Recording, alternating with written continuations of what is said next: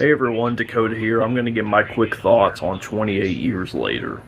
I am a huge fan of the original film 28 Days Later. It's one of my favorite movies of all time, and the sequel has one of the best openings of any horror movie.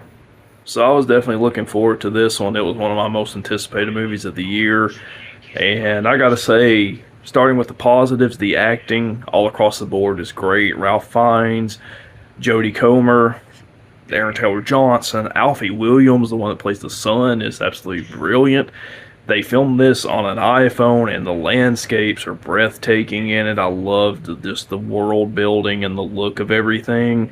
I thought the just the scenes up close that are jarring and intense, and the Danny Boyle fashion was done really well. Throwback to the first one.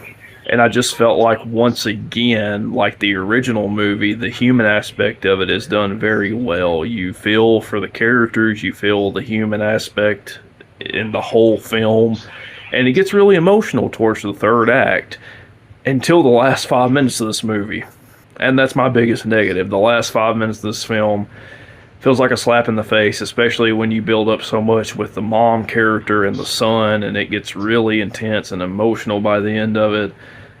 It is, honest to God, like if Power Rangers snorted a line and it turned into Train Spotting. That's what the last 5 minutes of this movie felt like. It was the biggest what the fuck of the year for me.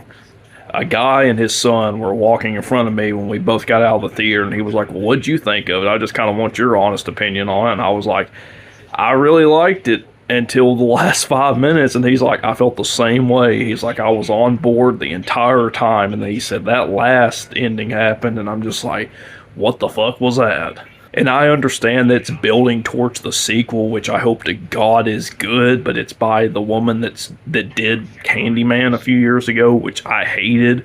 So I don't know how to feel about that, but crossing my fingers on that one.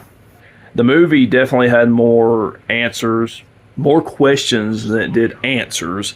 So after a while, you're just kind of like scratching your head, like, well, that really doesn't add up. Well, where's this going? Why is that connected to this? I'm hoping it has more explanation and explains things the further we go into the later films.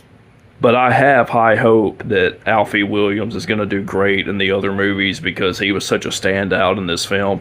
And this movie is very visceral. It's the goriest of the three, for sure. There is some Mortal Kombat fatality shit going on in this movie, and it is insane.